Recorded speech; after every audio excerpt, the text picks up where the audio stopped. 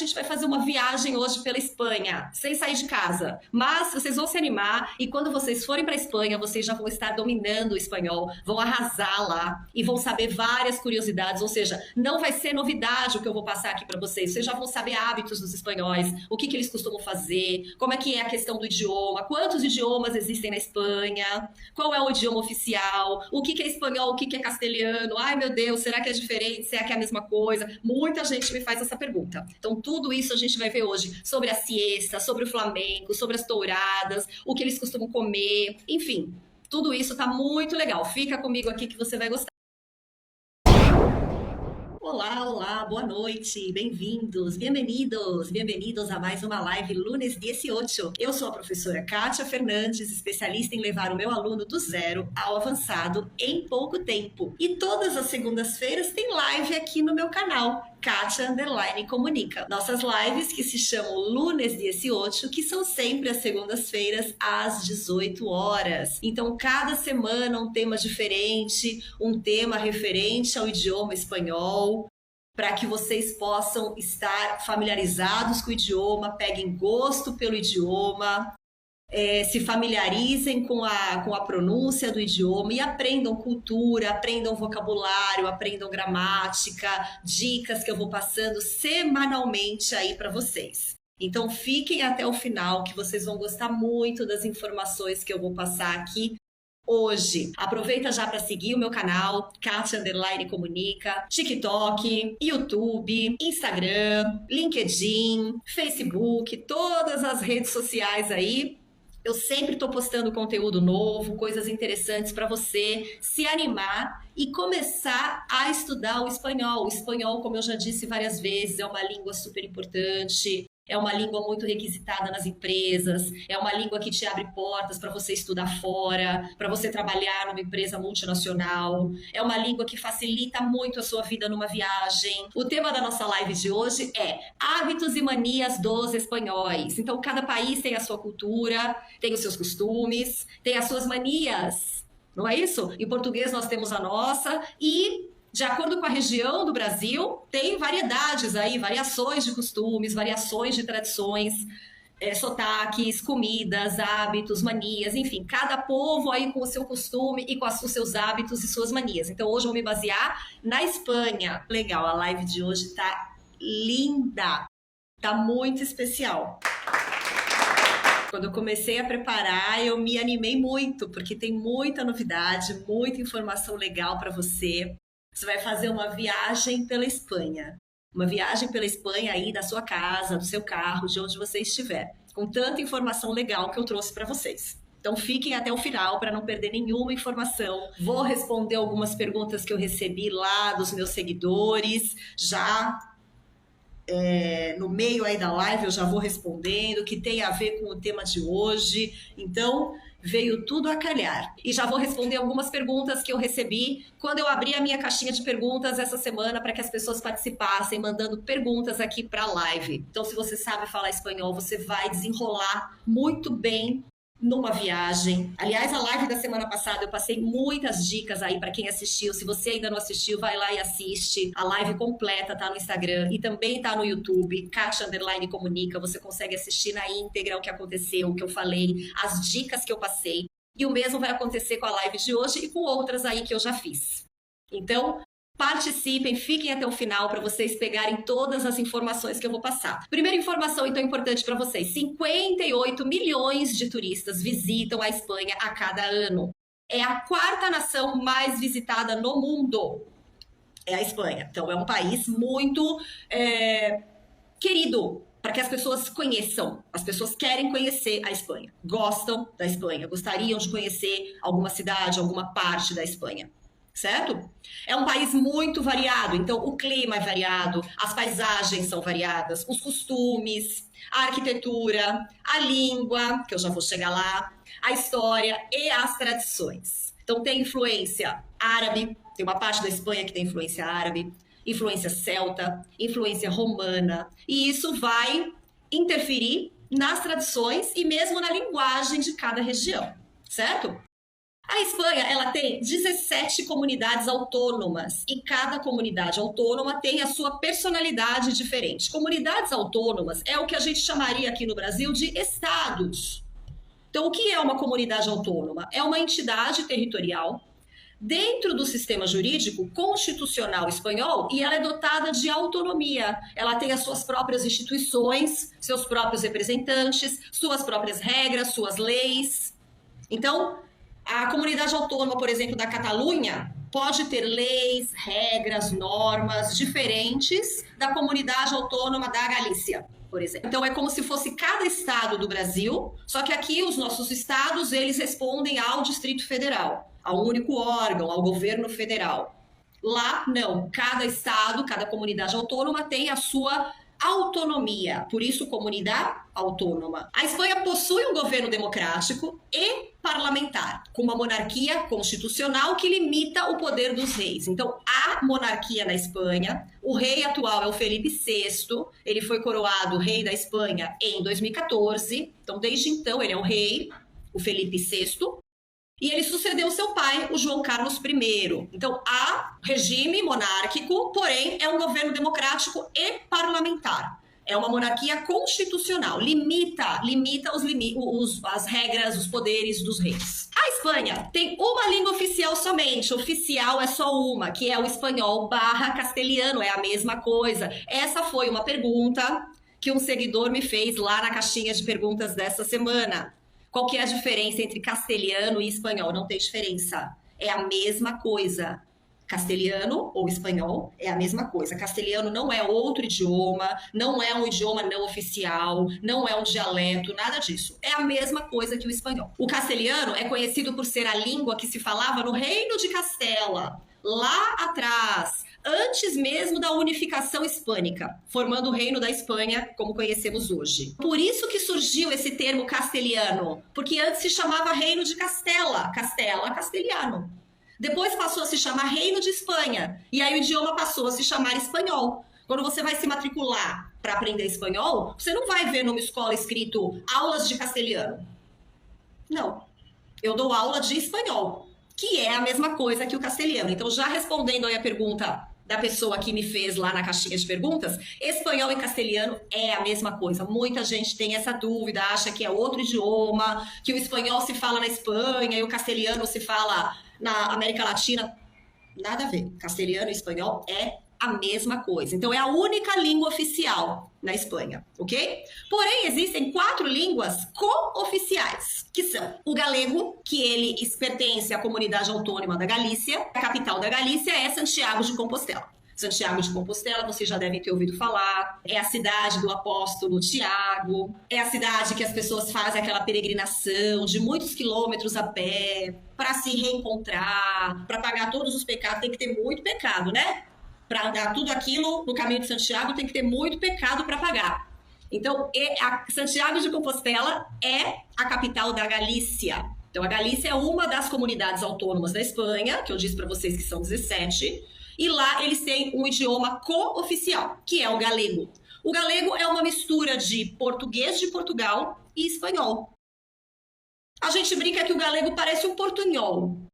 É muito fácil de entender o galego, certo? Comparado com os outros co-oficiais aí que eu vou contar para vocês. Tem o catalão. O catalão é utilizado na Catalunha, a Comunidade Valenciana e também as Islas Baleares, as Ilhas Baleares. A capital da Catalunha é Barcelona. Então, na Catalunha, eles falam, além do espanhol, eles falam catalão. Na Galícia, além do espanhol, eles falam galego. Esses idiomas co-oficiais, inclusive, eles são ensinados nas escolas. Então, as crianças, os adolescentes, aprendem língua espanhola, como a gente aprende aqui língua portuguesa, e eles aprendem também catalão na Catalunha, galego na Galícia, okay? Somente nessas comunidades autônomas. É algo específico da região. Não é o idioma oficial do país. Ok? Bom, tem um outro co-oficial que é o aranês. Não é o aragonês da região de Aragão. Aragonês, eles consideram um dialeto, é muito mais restrito. É o aranês, que é usado por parte da Catalunha. E tem o basco, ou euskera, O basco, ou euskera, se refere ao País Basco e parte de Navarra. Navarra, está aí, faz fronteira com o País Basco. É o estado, digamos assim, a cidade que está ali do lado. A capital do País Basco é Vitória. Agora, euskera, pessoal, não dá para entender nada. Tanto que é uma língua considerada pelos linguistas um mistério. Não se sabe a origem dessa língua. Porque o espanhol, ele é originário do latim. Todas as cooficiais da Espanha também são originárias do latim.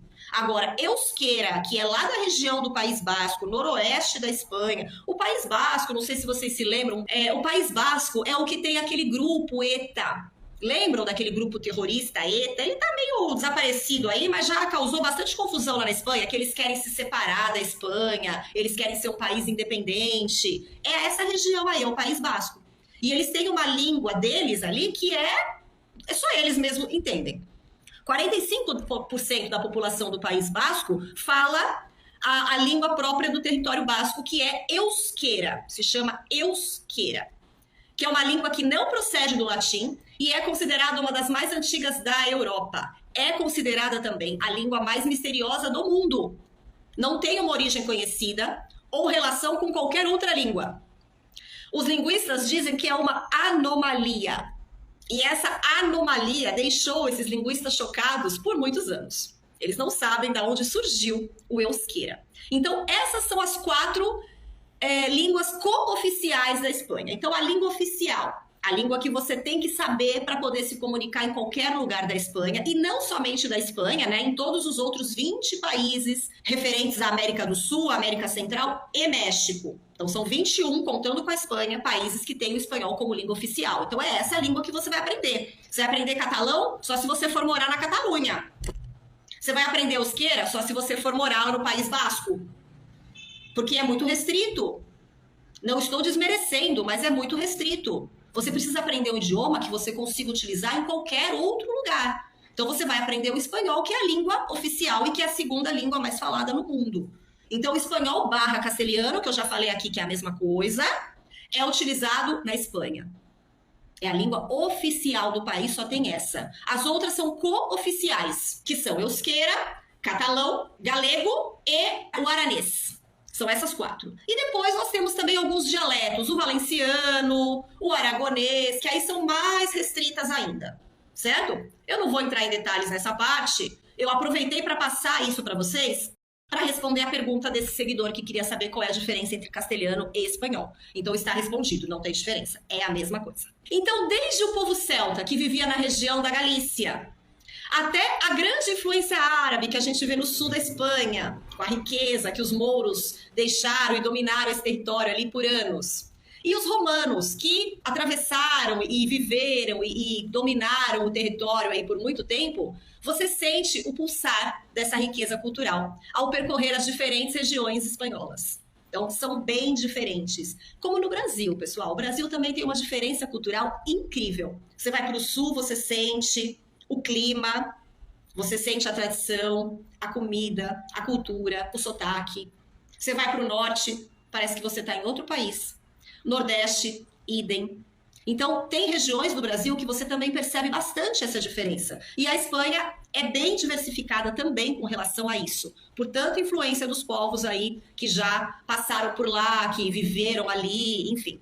Então, toda essa influência. Então, você pode, por exemplo, na Espanha, esquiar nas pistas da Sierra Nevada, em Granada, que está no sul da Espanha, ou na Sierra de Madrid. Madrid, todo mundo sabe, né? É a capital da Espanha. Se você prefere praia, você pode se maravilhar ao sul, na famosa Costa do Sol, nas ilhas paradisíacas famosas, Mallorca, Menorca, Canárias, ou mesmo ao norte, uma região mais fria da costa da Galícia, que a água é geladíssima, ou em Santander. A Espanha tem mais de 8.000 praias. Então, para quem gosta de praia, a Espanha tem muito a oferecer. Um dos costumes aí dos espanhóis é a siesta. Vocês já devem ter ouvido falar sobre a siesta espanhola. Voy a hacer la siesta. Em português, a gente abrasileirou para sexta, né? Siesta em espanhol. Então, não podemos deixar de citar esse curioso hábito espanhol, que é comum até hoje. Claro que nas grandes cidades, por exemplo, em Madrid, que é a capital, Barcelona, que é uma cidade que recebe muitos turistas diariamente, os estabelecimentos não conseguem fechar para hacer la siesta. O que é la siesta? É um período de descanso pós-almoço. Agora, se você vai em cidades mais interioranas, cidades em que não há tanta procura por turismo, você vê ainda que as pessoas fazem a siesta. Inclusive, os restaurantes fecham. Os restaurantes fecham na hora do almoço para fazer a siesta. Então, ou você almoça antes ou você almoça depois. O hábito do espanhol é almoçar depois. O horário de almoço deles é diferente. Eu já vou falar sobre isso também. Por exemplo, na região sul da Espanha, você consegue ainda ver comumente esse costume. Ele é levado a sério. O comércio chega a fechar e reabre mais tarde. Na Galícia, uma vez eu estive em La Coruña, eles fechavam, os restaurantes, os estabelecimentos, supermercados, etc. Eles fechavam para o almoço. Então, você tinha que almoçar mais tarde, ok? Então, pausas, tempo livre, siesta, fazem parte da cultura espanhola. Eles são trabalhadores, trabalham, ok, tudo bem, mas eles têm esse momento, eles priorizam esse momento no dia. E dizem os médicos que fazer a siesta é muito saudável, dormir um pouco à tarde, algumas horas, não é dormir a tarde inteira, é dormir umas 2, 3 horas. Depois eles compensam esse horário. Eles compensam esse período, por exemplo, que o estabelecimento ficou fechado ou que ele não trabalhou em determinado escritório, sei lá, e compensam ficando até mais tarde. Certo? Mas eles priorizam tempo livre, eles priorizam pausas e eles priorizam esse descanso pós-almoço, essa siesta.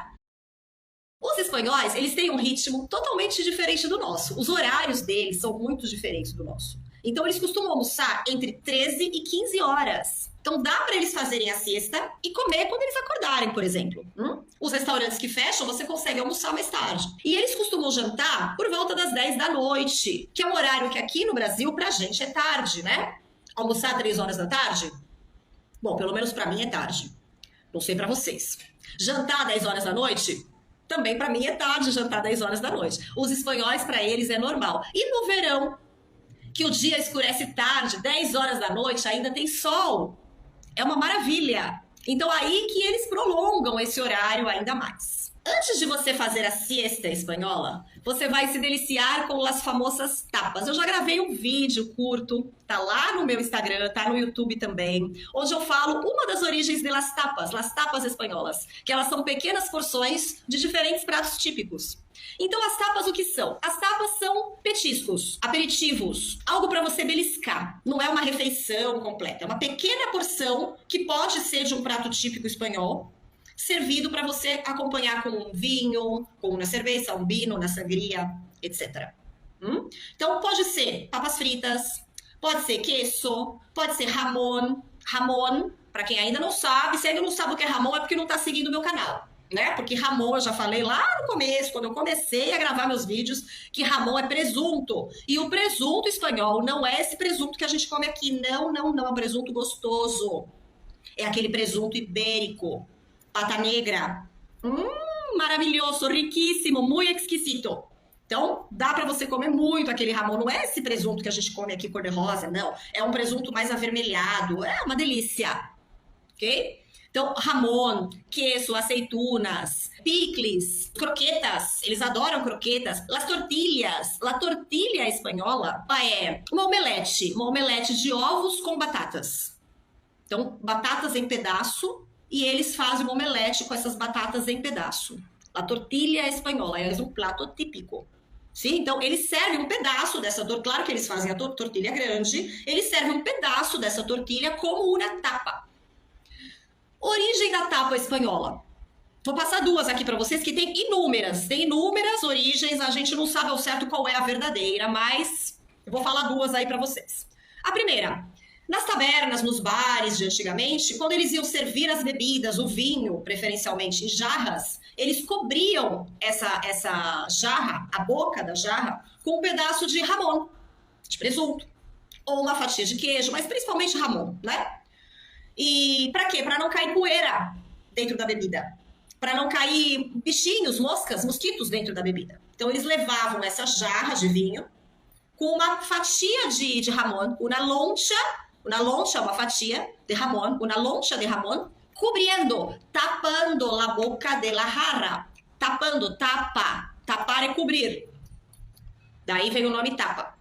A outra história que contam sobre a origem das tapas é que para os homens não ficarem bêbados tão rápido, já que eles só bebiam, quando eles iam para essas tabernas e para esses bares, para eles não ficarem bêbados tão rápido e consumirem mais bebida, os donos dos estabelecimentos colocavam também uma fatia de presunto na boca dessa jarra, para que o homem, ao beber, comesse pedaços de presunto. Então ele ia pegando um pedacinho, comia, bebia, e nisso ele ficava emborrachado, mas lentamente.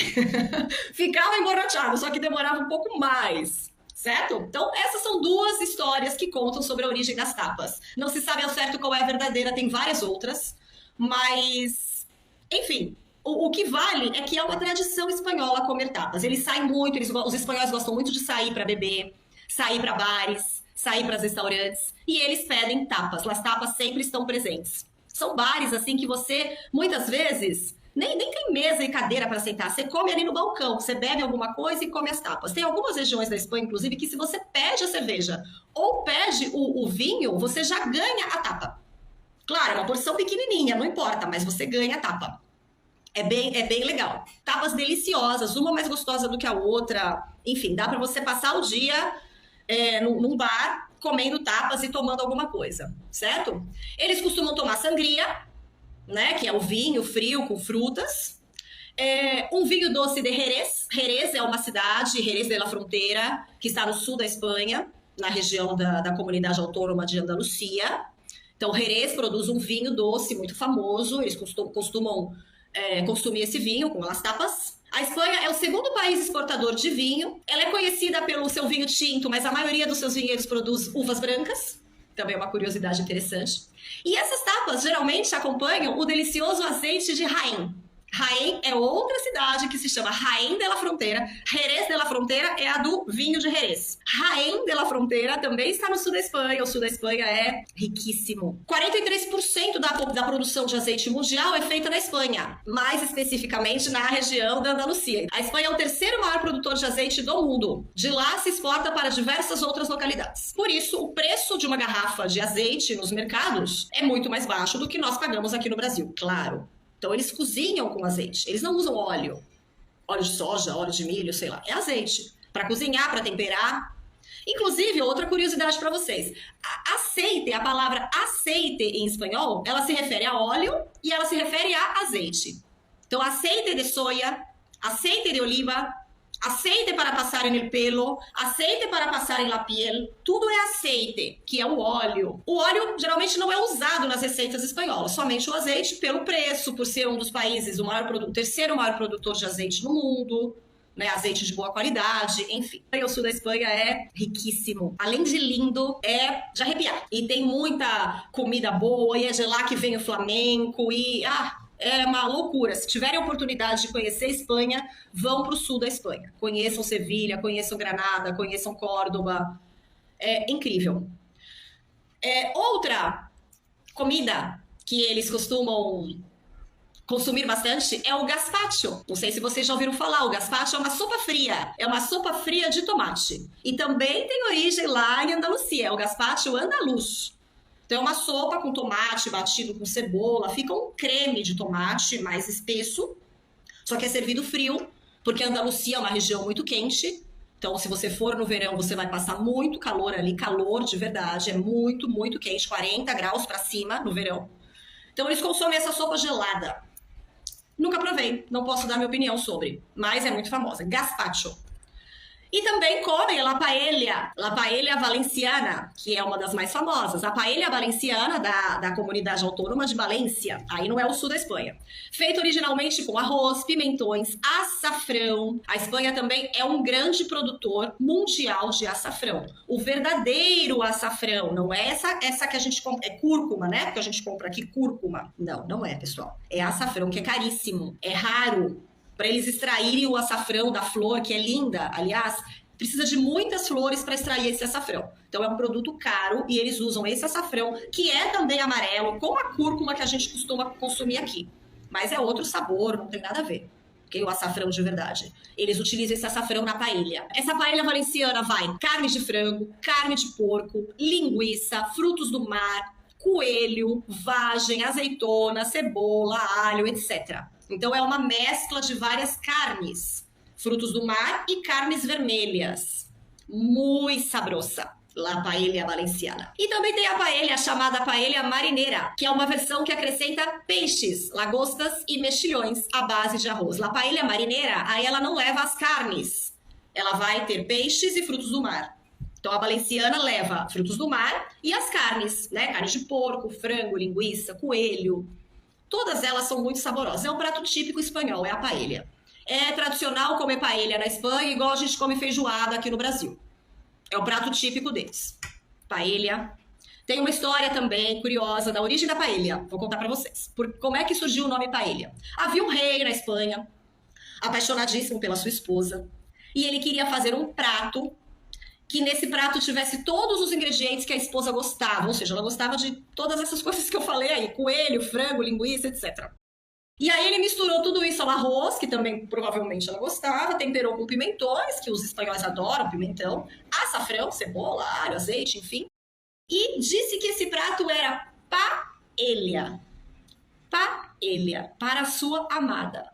Então, aí veio o nome paella também. Essa é uma das origens do nome, né? Não quer dizer que só tenha essa, certo? Pá é o nosso pra. Então, para, em português também tem para e pra, certo? Para você, pra você. Em espanhol tem para ti, pa ti.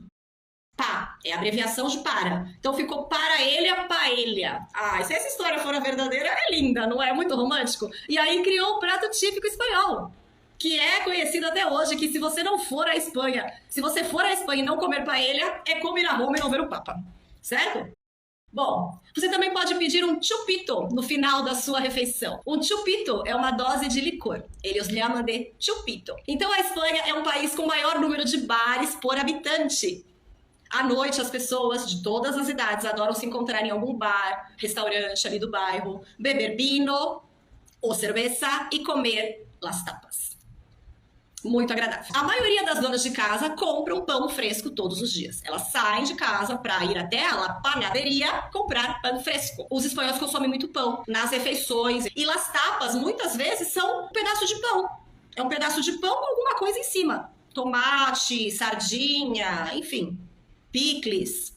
É um pedaço de pão, que pode ser um pão fresco, pode ser um pão torrado. Então, os espanhóis consomem muito pão. E as donas de casa, elas saem para comprar pão todos os dias. Não tem essa de pão de forma guardado lá no armário, não. Tomate, batata, abacate, tabaco, o cacau, todos foram importados no continente europeu pela Espanha. Então, todos esses alimentos, o espanhol consome muito tomate, consome muita batata. O abacate, ele é muito consumido Chile, Peru. Eu vou fazer live sobre esses países, claro, porque eu amo a América do Sul, então eu vou falar também sobre eles, tá? Hoje eu só comecei com a Espanha, mas nós vamos falar de outros também, curiosidades, comidas típicas e cultura e história de muitos deles, certo? Ou seja, o espanhol, ele gosta muito de comida. Um ditado espanhol diz, llena barriga, coração contento. Llena barriga, coração contento. Llena significa cheia. Llena barriga, coração contento. Então, barriga cheia, coração feliz. Agora, você não quer, já comeu bastante? Agora vamos assistir um espetáculo de flamenco. Você pode se encantar vendo uma apresentação de flamenco e ouvindo tocar das castanholas e das guitarras espanholas. O flamenco não é realmente uma dança, é um estilo musical. É também lindíssimo. A dança, a música, né? O som é muito sofrido, mas a dança é muito bonita, muito alegre, é de arrepiar. Vale a pena também assistir uma apresentação de flamenco. Então, se um dia você for lá para Sevilha, tem casas inúmeras de espetáculos para você assistir um belo flamenco. A cultura do flamenco diz também que ela surgiu da mistura de povos nômades, com origem na cultura cigana, principalmente, mourisca e também por influência da cultura árabe e judaica. Então, como os árabes dominaram ali, né, os mouros dominaram o sul da Espanha por muitos anos, e isso tem influência nos hábitos, tem influência no vocabulário espanhol, tem influência em toda a construção do sul da Espanha, tem a influência no flamenco, certo? E também muitos praticantes de flamenco são de origem cigana, sendo comum o flamenco na região da Andalucia, de Múrcia, e na comunidade autônoma de Extremadura. As famosas touradas, que é outra tradição espanhola, né? Elas permanecem enraizadas na cultura popular ainda hoje,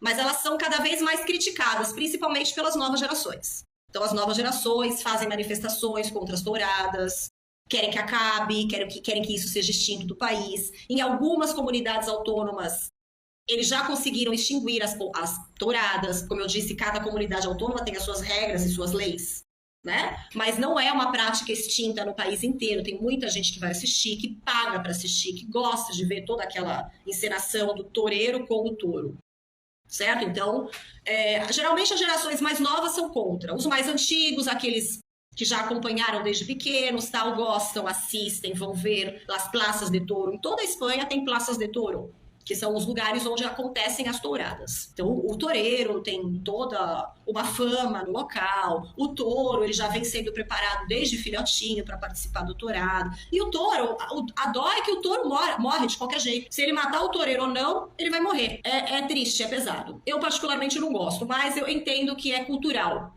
né? O espanhol, ele é visceral, ele é passional, ele gosta dessa coisa de sangue, sabe? Tem várias festas. Vocês já viram aquela festa de São Fermín, que eles soltam o touro para correr atrás das pessoas na rua? Ou seja, outra curiosidade, o hino nacional da Espanha, ele não tem letra. Ele somente tem uma introdução. E há 3 nações no mundo que tem o hino desse jeito, sem letra. Espanha é uma delas.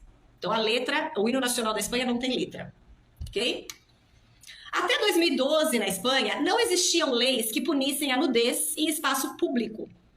Então, as pessoas podiam tomar sol numa praça nua e não seriam punidas por isso. Até 2012 era assim. Dom Quixote, o famoso livro escrito pelo autor Miguel de Cervantes, escrito em 1605, foi votado o livro mais significativo de todos os tempos por 100 autores. E Miguel de Cervantes é um grande escritor espanhol, ainda hoje considerado o maior de todos. E olha que ele escreveu esse livro em 1605. Então é uma literatura atual. Como toda obra contemporânea, como toda obra clássica, ela alcança a contemporaneidade também. Então, se você ainda não leu Dom Quixote, está perdendo uma grande obra, uma grande história, muita lição que você consegue tirar ali do Dom Quixote propriamente e do seu companheiro Sancho Panza. Normalmente você tem 2 sobrenomes na Espanha. O primeiro é sempre o do pai e o segundo é o da mãe. Então é diferente do português. O da mãe vem primeiro e o do pai vem depois aqui no Brasil. Certo? Na Espanha é o contrário. Primeiro vai vir o sobrenome do seu pai e depois o da sua mãe. Madrid, que é a capital do país, ela se encontra no centro físico da nação, do país. E a Praça Puerta del Sol está exatamente no centro do país. La Puerta del Sol, que é onde acontecem várias cerimônias, várias festas. No Ano Novo, quando os espanhóis vão para Puerta del Sol esperar o ano nascer, é para lá que eles vão, é lá que eles ficam, comendo as uvas. Eles comem 1 grão de uva nos últimos 10 segundos até tocar as badaladas da meia-noite. Então é um grão de uva por segundo. 10, ok? Para trazer sorte para o ano que vem. Essa é uma tradição também dos espanhóis. Há menos casamentos na Espanha que em todos os outros lugares da União Europeia, exceto a Suécia. A Suécia ainda tem menos casamentos do que a Espanha. Então a Espanha ocuparia aí o 2º lugar de menos casamentos na União Europeia. Pessoas se casam menos lá. E a porcentagem de divórcios na Espanha é de 17%, o que é relativamente baixa com relação aos Estados Unidos, por exemplo, que tem 50% de porcentagem de divórcios. Então, a Espanha, eles casam pouco e os que estão casados não se divorciam tão facilmente. O metrô de Madrid é o 2º maior sistema subterrâneo na Europa e o 6º maior mundialmente. Você consegue se deslocar também para vários bairros de Madrid de metrô. Metrô. A família é a base da estrutura social da Espanha. Eles prezam muito pela família. E as refeições familiares são sagradas aos domingos. Eles gostam de se reunir com os familiares para comer aos domingos, mesmo que não seja um domingo de festa, um domingo especial. Ter a casa própria é muito importante para eles. 80% das casas espanholas são de proprietários, não são alugadas. A maioria das pessoas que vivem na nação são católicas. Eles são os mais praticantes no continente europeu, junto com a Irlanda e a Itália. Então, a Espanha é um país bastante católico. Eu gravei um vídeo também, se você não assistiu, vai lá assistir, sobre a Semana Santa na Espanha. Então, eles são muito católicos. A Semana Santa, para eles, dura 1 semana a celebração. Tem festa todos os dias. Ok? Então, Irlanda, Itália e Espanha, os países aí do continente europeu mais católicos. Se você é convidado para ir na casa de um espanhol, a tradição diz que você deve levar um presente para a dona da casa. Para os negócios, os espanhóis preferem o face a face do que reuniões, contatos por telefone ou e-mail. Então, eles preferem encontrar a pessoa pessoalmente, falar pessoalmente, se é para tratar de negócios. A boina que todo mundo acha que é um objeto tipicamente francês, ela foi criada na Espanha. Não é normal dar gorjeta, nem 10% na Espanha, principalmente nos lugares mais baratos. Eles não têm o hábito de pagar gorjeta, de dar 10% em bares, restaurantes, nada disso. Não é comum. Barcelona recebe 15 milhões de visitantes por ano, enquanto Madrid recebe de 6 a 7. Então, Barcelona recebe o dobro de turistas. O itinerário Madrid-Barcelona tem o maior número de voos semanais, considerando-se o cenário mundial. Então, as pessoas fazem bastante aí Madrid e Barcelona, porém, Barcelona é mais visitado, né? O dobro. E Espanha tem 48 lugares declarados Patrimônio da Humanidade pela Unesco. O que é ser declarado Patrimônio da Humanidade? É um legado de monumentos e locais de grande riqueza natural e cultural que pertencem a toda a humanidade. Então, monumentos e locais de riqueza que são determinados como pertencentes a toda a humanidade. Então, Espanha tem 48 patrimônios declarados da humanidade pela Unesco. Vou falar 6 aqui para vocês, claro que eu não ia trazer os 48, né? Alhambra, Generalife e Albaicín, em Granada. Então, todos os castelos, os palácios construídos pelos mouros. Então, a construção é riquíssima, cheia de detalhes. Uma coisa fantástica. Vale muito a pena conhecer. La Alhambra. Ela é um dos patrimônios da humanidade. Catedral de Burgos, em Burgos. Também uma linda catedral. Não conheço, só por fotos, internet, etc. Centro Histórico de Córdoba, é onde está a Mesquita de Córdoba. É uma mesquita construída com influência árabe e católica. É um lugar que, quando eu fui, fiquei emocionada. Talvez não seja tão bonito arquitetonicamente quanto a Alhambra, mas é incrível ver a mescla que um dia as religiões tiveram aí um pouco de paz, né? Muito lindo. Também vale a pena conhecer Córdoba. Um calor, como fala aqui no Nordeste, um calor de tora, mas vale a pena conhecer. Obras de Antoni Gaudí. Gaudí, arquiteto catalão. Postei um carrossel sobre Gaudí outro dia, lá no Instagram. Vai lá ver se você não viu. Obras lindíssimas de Gaudí. Sagrada Família, Parque Güell, Casa Milà, Casa Batlló. Então, todas essas obras aí de Gaudí são consideradas Patrimônio da Humanidade pela Unesco. Elas estão em Barcelona. Mosteiro e sítio do El Escorial, San Lorenzo de El Escorial. Tá a 45 quilômetros, mais ou menos, de Madrid. Também, belíssimo. Patrimônio da Humanidade. E o sexto que eu trouxe para vocês são 48, né? Eu separei 6. É a cidade antiga de Santiago de Compostela. Então, a Santiago de Compostela, a cidade... que diz a história que o apóstolo Tiago chegou, que tem a Catedral de Santiago, belíssima, então, que as pessoas fazem a peregrinação, são mais de 800 quilômetros, se você sair da França andando até o caminho de Santiago completo, ele tem mais de 800 quilômetros, dura uns 40, 45 dias para você fazê-lo a pé, né? Por isso que eu disse que tem que ter muito pecado para pagar para andar tudo isso, né? Você pode chegar também em Santiago de Compostela de carro e conhecer a cidade, conhecer o vilarejo, conhecer a catedral, certo? Mas você pode também fazer o caminho a pé ou um trecho do caminho a pé. Então, esses são os 6 lugares que eu separei para mostrar para vocês toda a riqueza, toda a cultura, toda a diversidade cultural, linguística, climática que existe na Espanha. Então, se você ainda não conhece, deve conhecer, deve aprender o espanhol, porque você falando espanhol, você vai aproveitar muito mais a sua viagem lá. Você vai poder se comunicar com os nativos, trocar informações, aprender mais da cultura, entender como é que é o dia a dia deles, participar muito mais ativamente do que se você for falando só o português, ou se você for fazer uma viagem dependendo de um guia de turismo, de uma excursão. E aí você sabe que você fica mais limitado ainda. Então, você sabendo falar o idioma, você fica mais solto e conhece muito mais lugares e faz perguntas e interage, conhece mais da história. Enfim, come o que quer, não pede coisa errada, né? Não come coelho achando que está comendo frango. Enfim, tudo isso é importante numa viagem. Espero que vocês tenham gostado dessas informações. Eu adorei preparar essa live hoje para vocês, trazer essas informações todas sobre a Espanha, esse país lindíssimo e riquíssimo, que se você tiver a oportunidade, conheça. Se você já foi, volte agora falando espanhol, melhor ainda, certo? E nos vemos na nossa próxima live, na próxima segunda, lunes 18, com outro tema também bem legal para vocês. Aproveita para seguir o meu canal, compartilhar esse vídeo, curtir esse vídeo e todos os outros que eu posto aí diariamente. Sempre tem novidade para vocês por aqui. Então, agradeço a atenção de todos, obrigada pela participação e nos vemos el próximo lunes. Buena semana para ti. Hasta la vista.